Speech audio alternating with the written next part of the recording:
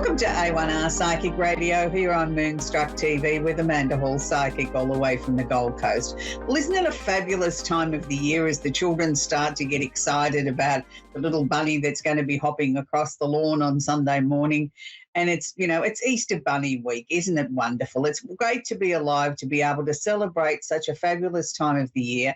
And I know for many of you, this holds a very special place in your heart. It's a very religious, very somber time as we head into Easter, and what Easter means to each and every one of us is different. But I like to focus on the children. Let's focus on something bright and positive and something exciting for a change other than wars and depressions and pandemics and everything. Let's put a little bit of sparkle into the show today, and let's just think about Easter Bunny and all the chocolate and all the beautiful smiles on the children's faces as they sort of wait with anticipation and excitement for little Easter Bunny to hop across their front lawn this week. So this week, the Simply Tarot card of the week is the Ten of Pentacles. Now, this is one of my favourite cards in lots of ways, because when I used to teach a lot of tarot over the years, people's eyes used to always sparkle when they saw this card. It's the card of money contentment.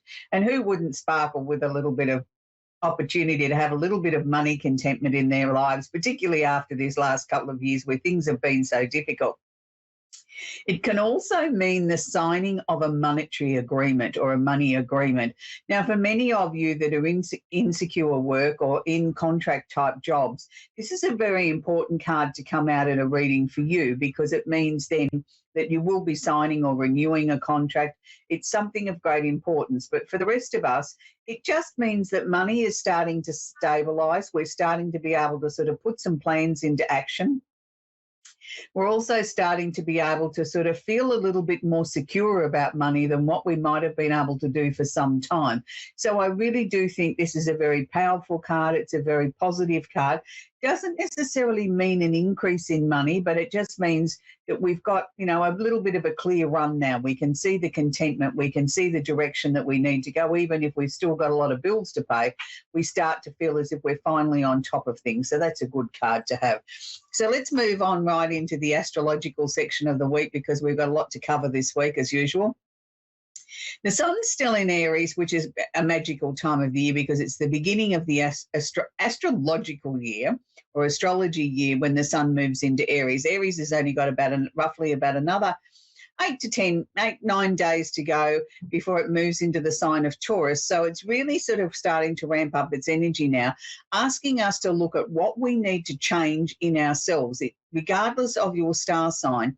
Is there something that you've been neglecting in yourself? Is there something that you need to sort of swing into action right now? It's something that should be at the top of your priority, should be yourself. It's a time of getting up off the couch and starting new things, new ventures, new ideas, even if they're only in the very early stages and they're only in your planning stages in your mind.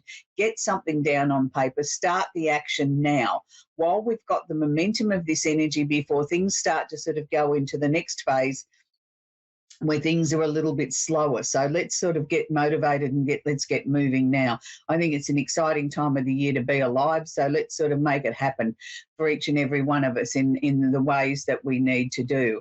So it's really important that we make sure that we don't waste this positive Aries time.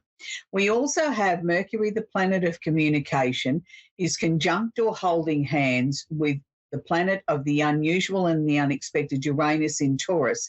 Now, what does this mean? For us here in Australia, it means we've got a very boring, long political campaign that's just been announced this week as we go to the polls at the end of May. And it's going to be we're going to be bombarded with all this political rubbish. And I'm saying it's rubbish because, a lot of times it's the same story being trotted out in a different format. And I think everybody sort of just switches off. I know we do here in Australia. It seems like we've been in election mode forever. So you do become a little bit numb to it. But for the rest of the people around the world, I don't want you to become numb to what might be happening in your local area. Look, I know it's been a very, very long time that we've been in this pandemic. We're in it, we're out of it, it's coming to an end, and then it sort of gets a bit of a resurgence again. And we never seem to be really sort of through the other side where we can sort of breathe a sigh of relief and say, it is finally coming to an end. And I know that we can all become a little bit tired of listening to that and listening to the local authorities. But now is not the time where we don't take notice of what's happening, because with Uranus conjunct Mercury here, it's a time when sudden communication, or we could miss some really important, vital information that's being shared with us that really does play havoc on our own security, on the things that are important to us, whether it's our money, whether it's the love of our family, our home, or just wanting to feel a little bit more secure and sort of having the right direction heading in our way, because we feel like we're back in the driver's seat again. So it really, really is important that you do listen to communication, even if it's something that you don't want to hear. On the positive side of this can mean that we can get some major breakthroughs as far as communication, new projects, new opportunities in our lives. It could be that sort of light bulb moment, or that opportunity that comes out of nowhere that you sort of couldn't have foreseen that happen, but wow, I'm really excited about it. I'm really pleased about it. Anytime we've got an energy or a planet sitting in Taurus, it means it's our own personal finances. It's the things that are important to us. Yes, it can sometimes be of a little bit slower nature, but bear in mind this is a fixed sign, so it means a practical, logical, down-to-earth approach is what is needed in every way. So our communication should reflect that. The fact that it's conjuncting and holding hands Uranus means it can be sudden, it can be out of nowhere, it can be, good or bad, but it means it's breaking up the rut, it's breaking up the obstacles that have been in our way, and that's why it's so important. So make sure that you've got your listening ears on and you're really paying attention to any conversations that are to be had. It should be a relatively peaceful time with families gathering together, if able to, over this Easter break. So, and even if you can't, make sure that you connect with family, even if it's only by telephone or over a electronic device. Make sure that you're in the moment. We can't take things for granted. I think that's the one thing we've learned out of the troubling times of the last couple of years, is we can't take family and friends for granted. Reaching out, picking up a phone, sending an email, saying hello over a device is really, really important if you can't be there in person. So we move on to a major, major astrological event that's happening right now that we haven't seen in 166 years. Don't know about you, but I'm not quite that old yet to remember the last Jupiter conjunct Neptune in Pisces. So, I don't know anybody that's on the planet that's 166 years old. If you are, let me know, inbox me, because I'd love to meet you. So Jupiter in Pisces is the opportunity to expand amazing things on our horizon. So if you're a regular viewer of the show, you'll know that I quite often talk about Jupiter being the co-ruler of Pisces. In the very early stages of astrology, it was Jupiter used to rule Sagittarius as well as Pisces. It was many, many years later that Neptune was added to be the ruler of Pisces, but Jupiter still feels really comfortable here. So when you've got Jupiter holding hands with Neptune in Pisces, where they're both really feeling home, magical things can happen. Jupiter's the planet of expansion, opportunity, luck. It's also a planet that seeks the truth. So there's really an opportunity here for something to sort of really expand out to be really exciting, really definite in your life, particularly if you're a Piscean. It's a really magical time. It's the best that it's going to be for you personally in the next 12 years, let alone this conjunction that hasn't happened for 166 years. So, wow. Look out, world, here comes the Pisces. And with Neptune being the planet of illusion and delusion, but it is also the planet of creativity, of appealing to the masses. It's sort of like all of a sudden people are tuning into you. And this is great if you're in, a public arena where you need to get people's attention, where you need to sort of make sure that people are starting to pay attention to you or seeing you for the very first time, or finally they've sort of, oh, who's that person over there? I didn't know they were around, and yet they've been around forever, but it's the first time that you've noticed them. So Jupiter conjunct Neptune here in Pisces can have that effect. It is a really, really amazing time for those beautiful, darling Pisces people around the world that are creatives, or, produce television shows or write music or poetry or do art or whatever. It's going to be the most super duper creative time that you've had in a very, very, very, very long time. So don't waste it. Allow yourself to be immersed in the creativity and the thought patterns and the thought bubbles and the things that you can create in your mind, and then try and find a way of bringing them down to earth here and manifesting them and making them happen. So, there's lots of wonderful things around. So it's a really magical time for Pisceans. For the rest of us, we mortals, we'll just sort of feel the overflow of this, that, for some people it'll be starting a new business or stepping out into a new venture, or just finally finding a solution to a problem that has troubled you for a long time, where you wake up one morning and it's that aha moment where finally you've got the answers to the puzzle that's been troubling you. And it can very well be a time where we can have some major breakthroughs as far as communications, where if there's been some tricky situations in a family situation or with colleagues at work, things like that, now is the time where things are going to start to look and feel a little bit easier in that department, which is great.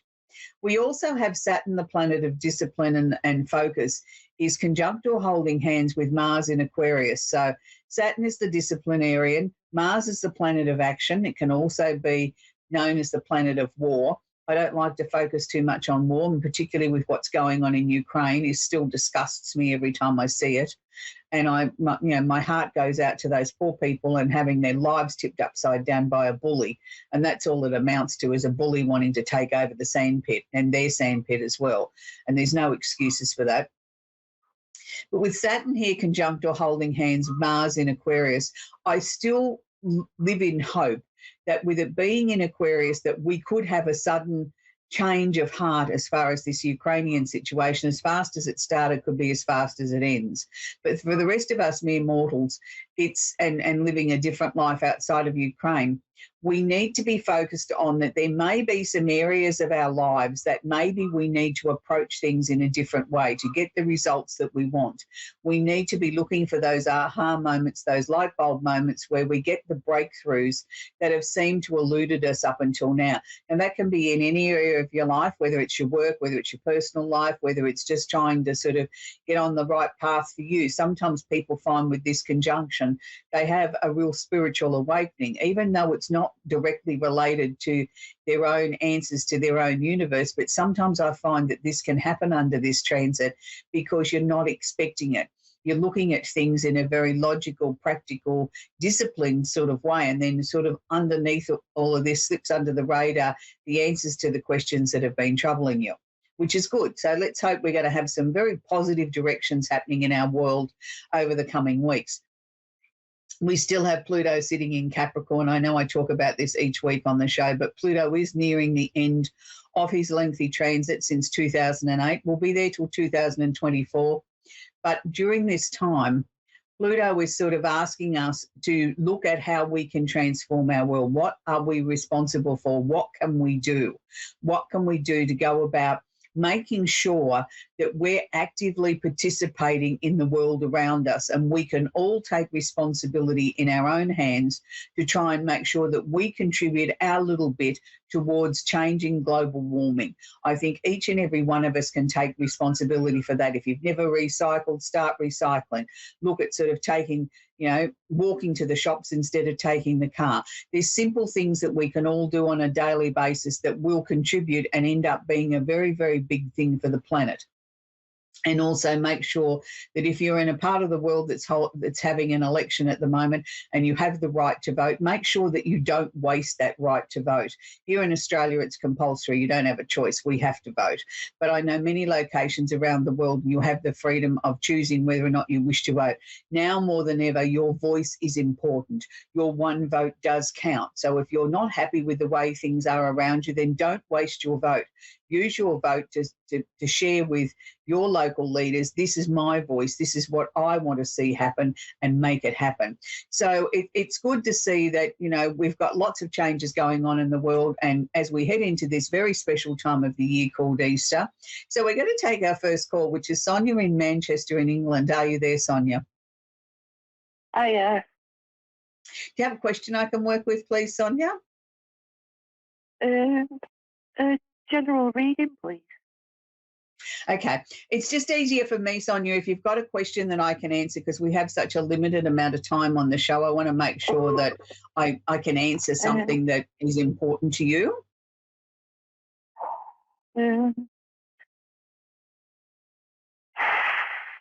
a future. What will happen The in the future. future? Okay. All right. Yeah. The first thing that springs to mind here, Sonia, the first thing that they're sharing with me, that there's been a number of endings and changes and transformations, particularly in this last 8 or 9 months. Have you been feeling as if you've been really working hard to try and bring things to a peaceful conclusion in your life, to bring things back into balance again? Is that how you've been feeling in this last, 6 to 12 months? Yeah. Yeah. Yeah. I want to say to you, keep going with that, Sonia. It's like the last little bit will seem like the hardest, but let me assure you it is worth it, because when we come out the other side and we're so close to that, even though you're going to feel soul tired, and what I mean by soul tired, it's not the fact that you haven't been getting enough sleep or anything like that. It's just that you wake up in the morning and you feel like you've already run a marathon and the day hasn't started yet. That just means that you've been doing a lot of work during the night on getting your life into the right areas. It's like we're doing overtime. We're working really hard to get everything right. There may also be some very, very strong dreams that could happen, that you wake up and you're startled by it and you think, I don't know what that means. Just write it down, even if it's only in bullet point form, or put it on your phone so you can refer to it in your waking hours, because there will be some very significant messages in that, Sonia, that are coming direct from passed over relatives, and that's who I believe are our spirit guides, that they're trying to give you a little bit of a heads up, or an advanced screening of some of the things that could be taking shape in your life. But some of them may seem confusing or you can't relate to at the moment, and that's why I want you to take notice of what they are, and keep a record of it so that you can refer back to it. Your health is going to improve. Now, when they show me things like that, technically we don't cover health because we're not medical practitioners, but when I see the symbolism that they're giving me for this, usually means to me that your energy levels are going to start to pick back up. So whatever you've been doing or whatever changes you've made in your life, I want you to continue on that path, because you seem to be bringing your mind, body and spirit back into balance, and that's a good thing.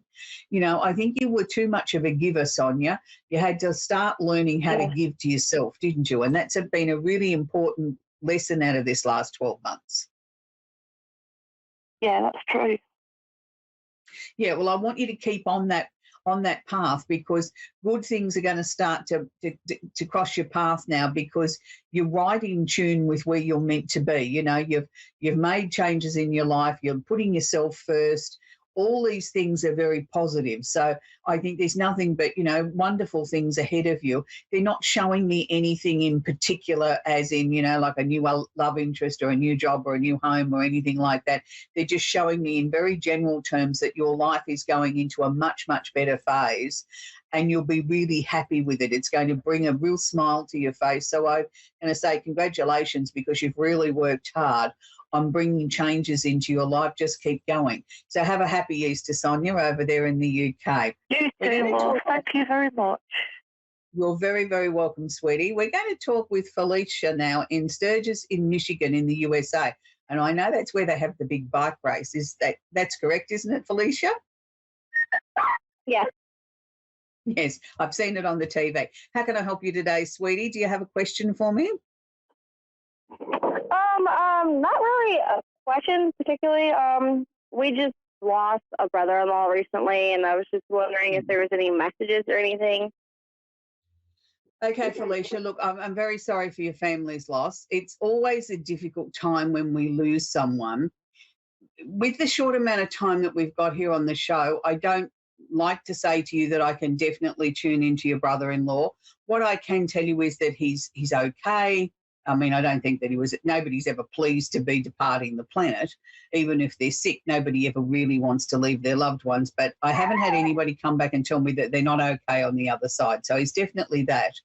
Was this a sudden passing? Because I just sort of feel like I got a jolt, that it was like this was sudden. I wasn't expecting it. Was it a sudden passing of your brother-in-law? Yeah. Yeah, because that was the way it was presented to me, like it was like somebody sort of pushed me in the back. It was like I got a sudden jolt of energy. Not really is he coming through with anything of any great significance. It's sort of like he's there, he can see everything that's going on, but there's no real definite message to sort of share with everybody other than, he's okay. And I think that's okay. I think the thing is, I think you and the family now, Felicia, have got to allow yourselves time to just go with the grief, go with the emotions, go with the sadness and the anger and the disappointment and the tears and the whatevers. What does the name Sonia mean? It keeps showing me the name Sonia, and I don't know how to tie that into it. 3 times that name has come up. What name is it? Sonia. Sonia? Yes. I'm not sure. No, Sonia. he didn't show it to me in any way that I could tie it together. Like it wasn't a love interest, or it wasn't the name of the dog, or it was just he mentioned that name 3 times, and I didn't know how to bring it into the reading for you because to me it wasn't attached to anything. So I'll leave that with you because that might just be something that's going to come up in conversation and you'll think, oh, well, that's what he meant. It was just a marker in time, or it was just his way of letting me know that he's still around, and he certainly is around. Is there a big shift of energy or a big shift of change coming up around you and your immediate family? Like, is there a move of residence or something coming up in the next few months, Sonia? Felicia? I'm not really sure, honestly. I mean, there's always new things happening in our family, especially with my mother-in-law, my brother-in-law's mother. She's got some big changes coming since, she just recently passed, and her son recently passed and everything, so. Yeah, no, I just felt that there was a big shift of energy, but I felt sort of by about October, you and your immediate family, like there was a move of house. Like I could see everybody sort of scurrying around helping to make this move happen, or and I'm going to say a move of house. So I felt it was more directed at you more so than your mother-in-law, but it may be somebody else in the family, but it was like a real family affair. It was all hands on deck and everybody's making it happen, and everybody seems to be feeling a lot happier then. And that seemed to be the big thing, that just to know that your brother-in-law will be there with you in spirit and sort of pushing everybody along. But it's like the family finally sort of comes to terms with the loss then. I think that, there's smiles on people's faces then, and that's a good thing, because I think it was such a shock and everybody's still walking around shaking their head in disbelief that this has happened. And that's okay. You're allowed to do that. You don't always have to magically be over the loss of somebody, in 5 minutes. Sometimes it takes a lifetime. Sometimes we never get over it. We just find a place to park that sadness, that loss in. So, we all grieve in different ways, but I know that there's some really amazing things coming for you. And I know that there'll be times where your brother-in-law will send you a message, even if it's just you catch something out of the corner of your eye or you hear a song on the radio that reminds you of him. He's certainly going to be a big presence in everybody's life. I mean, he hasn't lost his sense of humour. Did he have a great sense of humour when he was here on Earth, did he? Yeah, because that's still there. I'm still picking up that tremendous sense of humour, somebody that sort of always brought a smile to everybody's face. He had an amazing energy like that. Well, as it was in life, it will still be in death. It will always still bring a smile to people's faces and make everybody sort of feel as if he's still there, even though he's not. So just watch out for some of those signs. But, Sonia, I think that, the family will eventually come to terms with this, and everybody will become closer because of it. And that's maybe not a bad thing, but, honour him in the way that you see fit. So, it's really important, I think, that we honour our departed loved ones in the way that's special to us, that what means something to us. It's not uncommon to set a table at the Christmas, place at the Christmas table or the Easter feast for collectively for the loved ones that aren't with us anymore. Start your own traditions in that way, things that mean something to you. And it's, even though it's sad they're not there, but they're still part of it in some way. So I wish you a very, very happy Easter for you and the family, Felicia, and I hope you find some peace over this holiday break. over the Easter break that with the tragedy that you're all facing. So this is where we come to the end of the show, and it always seems to go very, very quickly. For regular viewers of the show, you'll know I'm a huge David Cassidy fan, and today in the US is David Cassidy's birthday. So consequently, I have all my David Cassidy jewels on, and my Cassidy Rose from the UK to celebrate David's birthday. So I'm going to leave you this week with one of my favourite songs of David Cassidy, and a song that most people don't associate with him because they sort of look at David Cassidy and they think of the Partridge Family, and they think of the song I Think I Love You and Cherish and Could It Be Forever and all those sort of beautiful songs that he made very, very famous. And, of course, the one that was written for him by Jerry Gotham, I'll Meet You Halfway. But that's not the song I'm going to leave you with this week. And I'll leave you with a song that I saw in a film clip that was very old footage, and I was so surprised to see him there with Flo and Eddie from the days of Frank Zappa's band, and it's a song called Darlin'. And I think it really appropriately says everything about David Cassidy. He was such a darling to many, many of his fans around the world. It'll always be a sad day on his birthday, but I know, him being an Aries, he would want us all to be dancing in the aisles and celebrating and really enjoying our time with family. So I think that's the message I'm going to leave with everybody this week is enjoy your Easter break. Make sure that you reach out to family and friends. As I said, even if it's only via a text message, a phone call, a video Skype or something on your device, but make sure that you reach out and make this a very, very, very special Easter break.